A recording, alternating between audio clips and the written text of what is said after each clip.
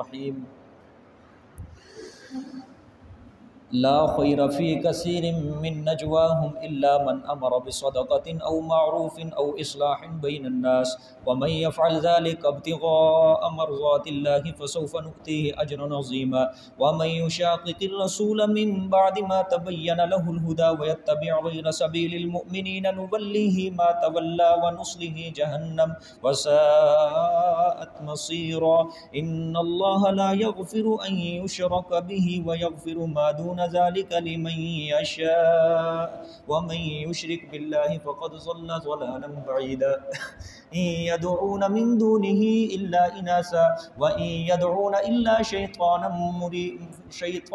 مريدا لعنه الله وقال لأتخذن من عبادك نصيبا مفروضا ولأذلنهم ولأمنينهم ولآمرنهم فليبتكن آذان الأنعام ولآمرنهم فليغيرن خلق الله ومن يتخذ الشيطان وليا من دون الله فقد خسر خسرانا مبينا يعدهم ويمنيهم وما يعدهم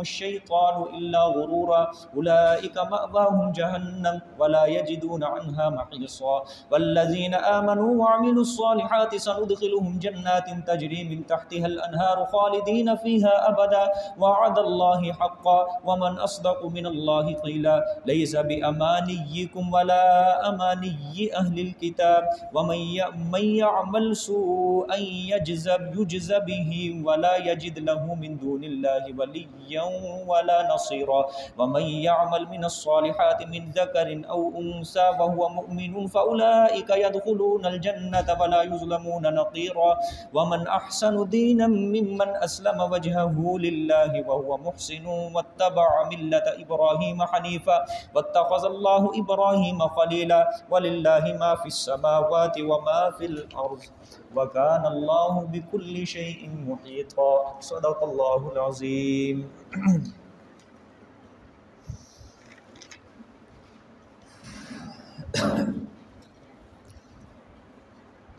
کل کے سبق میں اللہ تعالیٰ نے 9واں حکم سلطانی بیان فرمایا کہ جس میں اللہ تعالیٰ نے فرمایا کہ اے پیغمبر ہم نے آپ کے اوپر بذریعہ وحی احکام شریعت کو نازل فرمایا اور یہ اس لیے کہ آپ اپنے ظن اور اپنے خیال سے فیصلہ نہ کریں بلکہ آپ نے جو بھی فیصلہ کرنا ہے وہ قواعد شرعیہ کے مطابق فیصلہ کرنا ہے، اس لیے کہ یہ لوگ آپ کو بہکا نہ دیں، یہ لوگ آپ کو بھلوا نہ دیں۔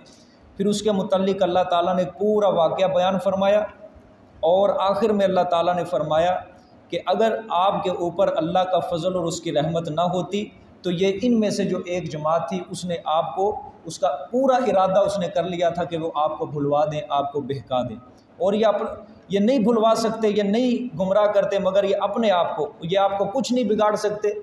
اللہ نے آپ کے اوپر کتاب نازل کی، حکمت نازل کی، اور اللہ نے آپ کو ان چیزوں کا علم دیا جس کو آپ نہیں جانتے تھے، مراد دینی امور اور احکام شریعت، اور آپ کے اوپر اللہ کا بہت بڑا فضل ہے، بہت زیادہ فضل ہے، سمجھیں۔ آج کی جو یہ آیت ہے یہ لا خیر فی کثیر من نجواہم، یہ اسی کے متعلق ہی ہے، لیکن اس کے اندر اللہ تعالیٰ نے یہ منافقین کو یہ تنبیہ فرمائی ہے۔ اللہ نے فرمایا لا خیر فی کثیر من نجواہم، کہ نہیں کوئی خیر بیچ بہت کے، من نجواہم ان کی سرگوشیوں میں، الا من امر بصدقۃ، مگر وہ بندہ جو حکم کرے ساتھ صدقے کا، او معروف یا نیکی کا، او اصلاح بین الناس یا اصلاح کرانا یا صلح کرانا لوگوں کے درمیان، وَمَن يَفْعَلْ ذَلِكَ ابْتِغَاءَ مَرْضَاتِ اللَّهِ، اور وہ بندہ جو کرتا ہے یہ کام طلب کرنے رضامندی اللہ کے، فَسَوْفَ نُؤْتِهِ أَجْرًا عَظِيمًا، پس ان قریب ہم دیں گے اس کو بہت بڑا اجر۔ یہ منافقین کو تنبیہ بھی ہے اور ساتھ یہ اللہ کا حکم ماننے والوں کو یہ بشارت بھی ہے اللہ تعالیٰ کی طرف سے۔ اللہ فرمانا چاہیے، اصل میں 9ویں حکم سلطانی کے متعلق ہی ہے کہ منافقوں نے جو رات کو منصوبہ بنایا تھا کہ وہ زید بن یاسمین یہودی کے ہاں الزام لگا دیں گے اور نبی پاک صلی اللہ علیہ وسلم کے دربار میں جا کے جھوٹی گواہی دے کر ہم اپنے چور کو بری کروا لیں گے۔ یہ انہوں نے سارا منصوبہ بنایا کہ جھوٹی قسمیں اٹھائیں گے ان کے سامنے۔ تو اللہ تعالیٰ نے فرمایا کہ یہ جو تمہاری سرگوشیاں ہیں نا، سرگوشیاں، یہ اس کے اندر کوئی خیر نہیں ہے، ان مشوروں کے اندر کوئی خیر نہیں ہے، کوئی بھلائی نہیں ہے، کوئی نیکی کا کام نہیں ہے۔ ہاں اگر تم نے مشورہ کرنا ہے تو مشورہ کرو، صدقے کا مشورہ کرو، اللہ کے راستے میں صدقہ دینے کا مشورہ کرو، سرگوشی کرو، کئی نیکی کا کام کرنے کا، یا لوگوں کے درمیان اصلاح کروانے کا کہ دو بندوں کی اگر لڑائی ہوگی یا جھگڑا ہو گیا تو ان کے جھگڑے کو ختم کرو، ان کے درمیان صلح کرواؤ، یہ کام کرو، ان میں مشورے کرو، ان میں سرگوشیاں کرو، اس کے اندر بھلائی ہے۔ سمجھ آئیے کہ نہیں؟ ہاں ان لوگوں کی سرگوشیوں میں اور مشوروں کے اندر کوئی فائدہ نہیں ہے، کوئی بھلائی نہیں ہے۔ ہاں ان کی سرگوشیوں میں، ان کے مشوروں میں فائدہ ہے جو صدقہ کرنے کا حکم دے یا نیکی کا حکم دے یا اصلاح، لوگوں کے درمیان اصلاح کروانے کا، صلح کروانے کا۔ آگے اللہ تعالیٰ نے بشارت بھی سنائی، وَمَن يَفْعَلْ ذَلِكَ، اس سے مراد وہ بندہ جو کام کرے گا، یہ کون سا کام؟ نیکی کا، صدقے کا، سمجھ آئی ہے، یا کوئی لوگوں کے درمیان صلح کروانے کا، یہ کام کرے گا، اور مقصد صرف اس کا کیا ہوگا؟ ذَلِكَ ابْتِغَاءَ مَرْضَاتِ اللَّهِ، شہرت مقصود نہ ہو، ریاست مقصود نہ ہو، صرف اللہ کی رضا اس کا مقصود ہو ان کاموں کے اندر بھی، تو پھر اللہ تعالیٰ کیا دیں گے؟ فَسَوْفَ نُؤْتِيهِ أَجْرًا عَظِيمًا، پس ان قریب ہم دیں گے اس کو بہت بڑا اجر دیں گے۔ سمجھ آئی؟ خلاصہ یہ کہ جو بھی کام کرنا ہے وہ صرف کس کی رضامندی کے لیے کرنا ہے؟ اللہ کی رضامندی کے لیے کرنا ہے، غیر اللہ کے لیے نہیں کرنا، شہرت کمانے کے لیے، ریاکاری کمانے کے لیے یا ریاست کے لیے نہیں کرنا۔ آگے فرمایا یہ تخویف اخروی ہے، وَمَن يُشَاقِقِ الرَّسُولَ، تخویف اخروی، وَمَن يُشَاقِقِ الرَّسُولَ مِن بَعْدِ مَا تَبَيَّنَ لَهُ الْهُدَى، اور وہ بندہ جو مخالفت کرتا ہے رسول کی، سمجھ آ گئی؟ وہ بندہ جو مخالفت کرتا ہے رسول کی، مِن بَعْدِ مَا تَبَيَّنَ لَهُ الْهُدَى، بعد اس کے جو واضح ہو گیا واسطے اس کے ہدایت نامہ اس کے لیے کیا ہو گیا؟ واضح ہو گیا۔ ہدایت آ جانے کے بعد بھی رسول اللہ صلی اللہ علیہ وسلم کے فیصلے کی وہ مخالفت کر رہا ہے۔ آگے دوسرے نمبر پہ وَيَتَّبِعْ غَيْرَ سَبِيلِ الْمُؤْمِنِينَ، اور وہ اتباع کرتا ہے مومنین کے رستے کے علاوہ، اتباع کرتا ہے مومنین کے رستے کے علاوہ، نُوَلِّهِ، پھیر دیں گے ہم اس کو، ما تولا، جو اس نے اختیار کیا، وَنُصْلِهِ جہنم، اور ہم اس کو داخل کریں گے جہنم کے اندر، وَسَاءَتْ مَصِيرًا، اور بڑی بری جگہ ہے رجوع کرنے کی، یعنی جہنم کی جو جگہ ہے وہ بڑی بری ہے۔ آپ اس آیت کے اندر ذرا غور فرمائیں گے، اللہ نے فرمایا جو رسول کی مخالفت کرتا ہے اور مومنین کا رستہ چھوڑ کے دوسرے رستے کی بات اتباع کرتا ہے تو اللہ تعالیٰ اس کو اسی رستے کے اندر دھکیل دیں گے۔ صحابہ کا رستہ توحید والا رستہ تھا، سمجھے، شرک والا رستہ صحابہ کا رستہ نہیں تھا۔ یہ وَيَتَّبِعْ غَيْرَ سَبِيلِ الْمُؤْمِنِينَ کے اندر یہ امت کے تمام فرد آ رہے ہیں، سمجھئے، جو بندہ صحابہ کا رستہ چھوڑ کے، رسول اللہ صلی اللہ علیہ وسلم کا رستہ چھوڑ کے کوئی اور رستہ اپنائے گا تو اللہ تعالیٰ نُوَلِّهِ مَا تَوَلَّى، اس کو اسی کے اندر داخل کر دیں گے، دھکیل دیں گے جس کو اس نے اختیار کیا ہے۔ کوئی بندہ توحید کو قبول کرتا ہے، رسول اللہ صلی اللہ علیہ وسلم کی موافقت کے اندر کام کرتا ہے، صحابہ کرام کے نقش قدم پہ چلتا ہے، اللہ تعالیٰ اس کو وہی رستہ دیں گے۔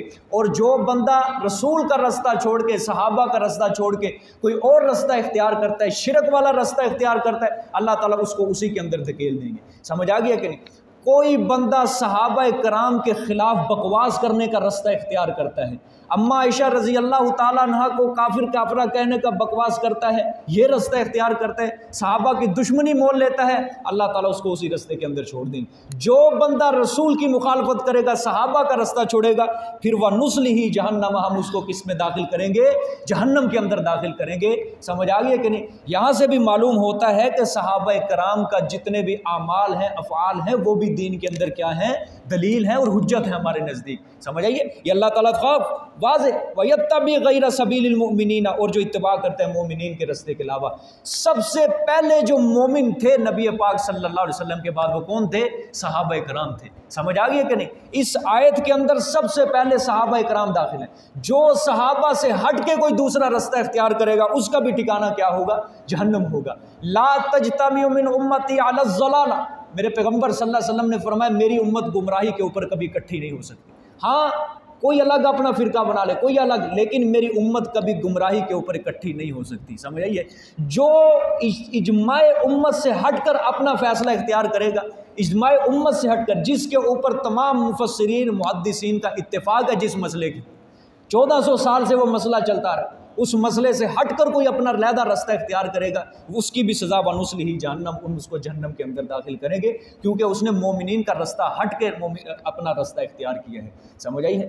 آج کتنے لوگ سوشل میڈیا کے اوپر دیکھ لینا، بدبخت بیٹھ کے مفسرین کو بھی گالیاں دیتے ہیں، محدثین کو بھی گالیاں دے گے، امام ائمہ حضرات، امام ابو حنیفہ، امام شافعی، ان سب کو برا بھلا کہہ رہے ہیں. اپنا الگ انہوں نے فرقہ بنایا ہوا ہے کہ ہم ان کو نہیں مانتے، اور قرآن اور حدیث کا وہ لوگوں کو جھانسا دیتے ہیں، ہم تو صرف قرآن اور حدیث کو ماننے والے ہیں. کراچی کے اندر ایک فرقہ ہے، یہ عثمانی فرقہ غالباً، یہ اپنے آپ کو کہتے ہیں ہم اہل قرآن ہیں، بدبخت ہیں، منکر حدیث ہے، رج کے منکر حدیث کا انکار کیا اور کہتے ہیں ہم اہل قرآن ہیں، تاکہ جب لوگ سنیں گے کہ ہم اہل قرآن ہیں تو لوگ ہمیں آ کے ہمارے سامنے سجدے کریں گے، ہماری عزتیں کریں گے، واہ کتنا اچھی جماعت ہے یہ، اہل قرآن کی جماعت ہے. اور بعض لوگ اپنے آپ کو اہل سنت کے لاتے ہیں، حالانکہ سنت سے کوئی تعلق ہی نہیں ہے ان کا، کوئی تعلق ہے نہیں ان کا سنت کے ساتھ. جتنی بدعات انہوں نے نکالی ہے اتنی کسی نے نام رکھا ہوا ہے، لبادہ اڑ کے رکھا ہوا ہے اہل سنت کا.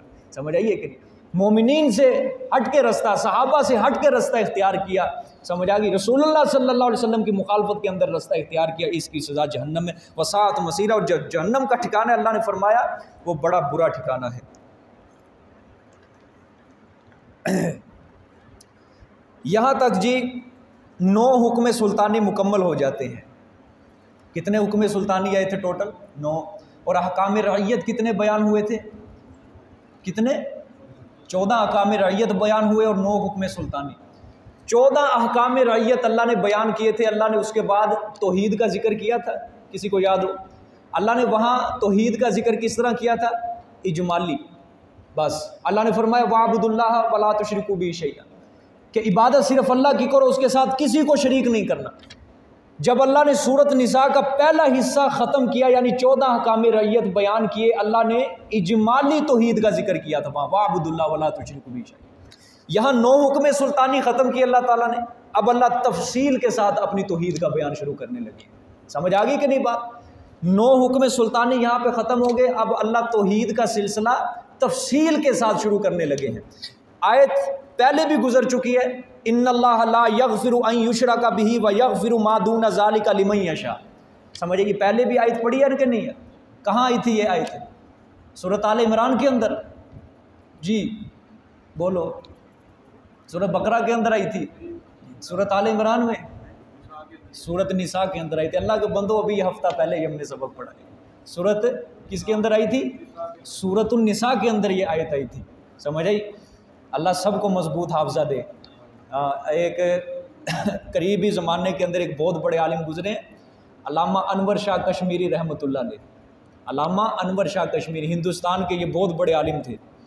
اللہ نے ان کو کمال کا حافظہ دیا تھا اور علم بھی ان کو کمال کا اللہ تعالیٰ نے عطا کیا تھا. تو ان کے بارے میں لکھا ہے کہ جب انگریز ہندوستان کے اوپر مسلط ہوا تھا تو دارالعلوم بہت بڑا مدرسہ تھا بر صغیر کا، اس وقت یہی مدرسہ تھا بڑا. تو یہاں کی بہت بڑی لائبریری تھی، اس کے اندر 18,000 کتابیں تھیں. اور ظاہری بات ہے اس وقت پرنٹنگ کا دور نہیں تھا، تو ہاتھوں سے کتابیں لکھی جاتی تھیں. اور جو اس وقت ہاتھوں سے کتابیں لکھی گئی، اور مسلمان جو اس وقت کے علماء ہوتے تھے، آپ کو خود ہی اندازہ لگانے کہ کتنا زیادہ ان کتابوں کا کتنا زیادہ احترام کیا جاتا ہوتا، کہ ظاہری بات ہے وہ سرمایہ وہی ہوتا تھا لائبریری. اور انگریز نے یہ فیصلہ کر لیا کہ یہ ان کی، اور اس لائبریری کے اندر 18,000 کتابیں تھیں. کتنی؟ 18,000 کتابیں. انگریز نے فیصلہ کیا ان کی یہ ساری کتابیں جلا دو، ان کا سارا دین ختم ہو جائے گا، سب دین ختم ہو جائے گا، کچھ کسی پلے نہیں رہیں گے. علامہ انور شاہ کشمیری رحمۃ اللہ نے پیغام بھجوایا، یہ 18,000 کتابیں تم جلا دو، لیکن یہ 18,000 کتابیں یہ لفظ ب لفظ میرے دل کے اندر موجود ہیں، یہاں سے نکال کے دکھاؤ۔ اتنا کمال کا حافظہ اللہ تعالیٰ نے عطا کیا تھا۔ ایسے حافظے اللہ تعالیٰ نے تاریخ کے علماء کو اللہ تعالیٰ نے عطا کیے تھے۔ اللہ سے دعا، یہ حافظہ بہت بڑی نعمت ہے، سمجھ آئی ہے؟ اور یہ بادام کھانے سے حاصل نہیں ہوتا، اخروٹ کھانے سے، پستہ کھانے سے حاصل نہیں ہوتا، یہ اللہ کی عطا ہے، یاد رکھنا۔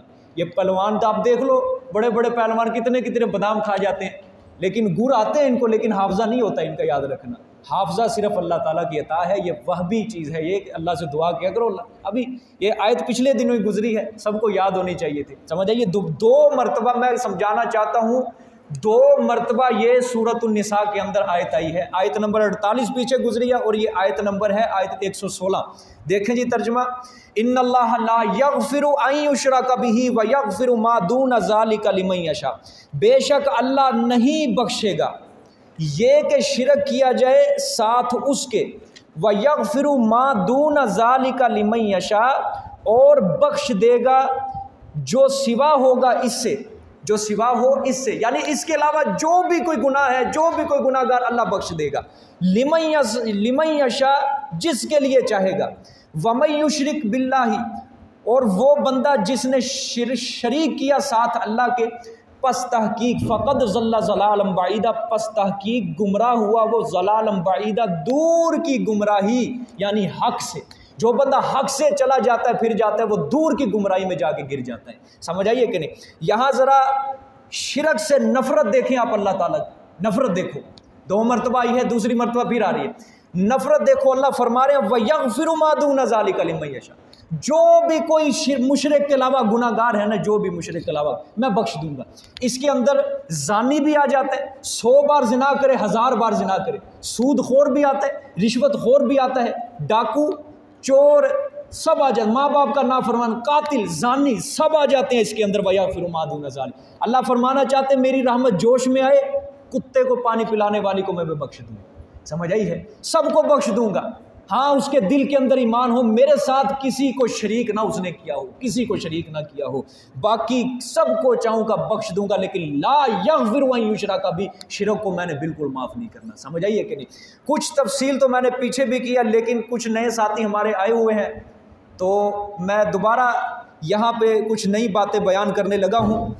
سب سے پہلی بات تو یہ ہے، یہ جتنی میں نے فی الحال اس آیت کی تفصیل کی ہے نا آپ کے سامنے، آپ کو صرف ہر جگہ سے اتنی تفصیل ملے گی، باقی آپ کو کوئی نہیں سمجھائے گا کہ شرک ہوتا کیا ہے، شرک کہتے کسے ہیں۔ مولوی جب اس آیت کے اوپر پہنچتا ہے، اس کی تشریح پہ روٹی روٹی روٹی اس کا دل دھکتا ہے، پھر آگے نکل جاتا ہے، سمجھ آئی ہے؟ لیکن الحمدللہ ہمیں عقیدہ ہے، ہمارا نظریہ ہے، ہمیں جو کچھ کھلانے والا ہے، جو کچھ بھی دیتا ہے، ہمیں صرف اللہ دیتا ہے، سمجھ آئیے؟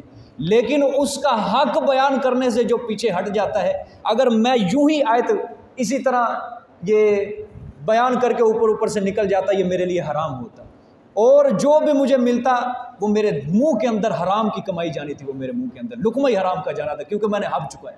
جو مولوی حق چھپا کے اپنے مقتدیوں سے، اپنے نمازیوں سے کھاتا ہے، وہ حلال کی کمائی نہیں کھاتا، وہ حرام کی کمائی کھاتا ہے، سمجھ آئی؟ ہر پیشے کے اندر ایک حلال چیز ہوتی ہے، ایک حرام چیز ہوتی ہے، سمجھ آ گئی؟ کوئی بندہ دکانداری کرتا ہے، کوئی بندہ کسی شعبے کے اندر بھی ہے، وہاں حلال بھی ہوگا، حرام بھی ہوگا، یہ اسی کے لیے جائز ہوگا کہ وہ حلال کماتا ہے یا حرام کماتا ہے۔ اسی طرح مولوی صاحب کے لیے بھی ہے کہ حق بیان کرتے ہیں یا حق کو چھپاتے ہیں۔ حق بیان کرنا یہ اس کے لیے حلال ہے، حق کو چھپانا یہ اس کے لیے حرام ہے، سمجھ آ گئی ہے؟ کہ حق چھپا کے جو کمائی، جو مقتدی اس کے تحفے، نظریے، اس کی عزتیں کرتے ہیں، یہ سب کچھ اس کے لیے حرام ہے، یاد رکھنا۔ حق بیان کر کے جو مقتدی اس کی عزت کرتے ہیں، اس کو کھلاتے پلاتے ہیں اس امام کو، وہ اس کے لیے سب کچھ جائز ہے اور حلال ہے، یاد رکھنا، سمجھ آ گئی ہے کہ نہیں؟ دیکھیں جی اس آیت کو، شرک کہتے کسے ہیں؟ شرک کہتے کسے ہیں؟ نہیں بتائے گا کوئی مشرکین مکہ کو مشرک کیوں کہا جاتا ہے؟ اللہ کو نہیں مانتے تھے کیا وہ مشرکین مکہ؟ کیوں بھی مانتے تھے کہ نہیں مانتے تھے؟ اللہ کو حاجت روا بھی مانتے تھے، اللہ کو مشکل کشا بھی مانتے تھے، اولاد وہ اللہ سے طلب کرتے تھے۔ وہ مشرکین مکہ کہتے تھے کہ بارشیں برسانے والا، روزیاں دینے والا، سمجھ آئی، اولاد دینے والا سب اللہ ہے، سب اللہ ہے، ہمیں پیدا کرنے والا بھی اللہ ہے، ہمارے کانوں آنکھوں کا مالک اللہ ہے۔ حتیٰ کہ اپنی دعاؤں کے اندر بھی وہ کس کو پکارتے تھے؟ اللہ کو۔ سورۃ انفال کے اندر آیت ہے، اللہ تعالیٰ نے مشرکین مکہ کا یہ ذکر کیا ہے، اللہم ان کان ھذا ھو الحق من عندک۔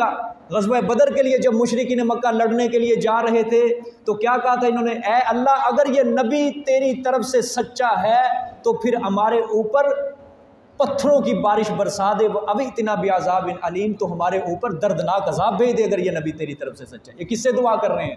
اللہ سے۔ اللہم، سورۃ انفال کے اندر یہ دعا اللہ تعالیٰ نے مشرکین مکہ کی ذکر کی ہے۔ سمجھ، کشتی بھنور میں پھنستی تھی، سمجھ آئی، سمندری سفر کر رہے ہیں، بھنور میں کشتی پھنستی تھی تو کس کو پکارتے تھے؟ خالص کو۔ اللہ فرماتے مخلصین، وہاں لفظ ہے سورۃ عنکبوت کی آخری آیتیں ہیں کہ اس وقت یہ مشرکین مکہ کشتی جب پھنستی تھے تو خالص صرف کس کو پکارتے تھے؟ یہ اللہ کو۔ اب سوال پیدا ہوگا تو پھر مشرک کیوں کہا جاتا ہے جب وہ اللہ کو مانتے تھے؟ مشرک کیوں کہتے ہیں ان کو؟ کیوں قرآن نے ان کو مشرک کہا ہے؟ سمجھ آئیے کہ نہیں؟ قرآن نے ان کو مشرک کیوں کہہ دیا؟ کیا وجہ تھی جو انہوں نے شرک کرنا شروع کر دیا؟ آج لوگ بڑے بڑے پروفیسر بیٹھ کے لیکچر دیتے ہیں، کہتے ہیں مشرک اس کو کہا جاتا ہے جو اللہ کو مانتا ہی نہیں ہے، وہ بات ہی ختم کر۔ اس سے بڑا جاہل کوئی ہو سکتا ہے کہ جو کہہ رہے کہ مشرک اس کو کہا جاتا ہے جو اللہ کو نہیں مانتا؟ بھائی مشرک کہتے ہی اسے ہیں جو پہلے اللہ کو مانے پھر اللہ کی صفتوں میں، اللہ کی ذات کے اندر کسی اللہ کے پیارے کو شریک کرے۔ سمجھ آ گئی ہے کہ نہیں؟ ہاں، وَيَعْبُدُونَ مِن دُونِ اللَّهِ مَا لَا يَضُرُّهُمْ وَلَا يَنفَعُهُمْ وَيَقُولُونَ هَٰؤُلَاءِ شُفَعَاؤُنَا عِندَ اللَّهِ۔ یہ مشرکین مکہ کا اللہ تعالیٰ نے عقیدہ بیان کیا ہے کہ وہ عبادت کرتے ہیں اللہ کے علاوہ، ہیں ان کی عبادت کرتے ہیں جو نہ ان کو نفع پہنچا سکتے ہیں نہ ان کو نقصان پہنچا سکتے ہیں، مَا لَا يَضُرُّهُمْ وَلَا يَنفَعُهُمْ، جو نہ ان کو نفع پہنچا سکتے ہیں نہ ان کو نقصان پہنچا سکتے ہیں۔ وَيَقُولُونَ، جب ان سے پوچھا جاتا ہے تم ان کی عبادت کیوں کرتے ہو، هَٰؤُلَاءِ شُفَعَاؤُنَا عِندَ اللَّهِ، تو یہ مشرکین مکہ کہتے ہیں یہ ہمارے سفارشی ہیں اللہ کے ہاں۔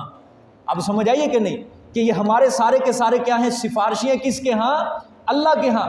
ہماری ریکویسٹ ہوتی ہے ان کے آگے، یہ اللہ کے آگے گزارش کرتے ہیں، درخواست کرتے ہیں کہ یا اللہ یہ بندہ آیا ہے اس کی دعا کو قبول کر، یہ ہمیں اللہ سے اولاد لے کے دیتے ہیں، یہ ہماری اللہ سے مشکل کشائی کرواتے ہیں، یہ اللہ سے حاجت روائی کرواتے ہیں، ہماری حاجتوں کو پورا یہ کرواتے ہیں، مگر اللہ ہماری نہیں سنتا اور ان کی نہیں موڑتا۔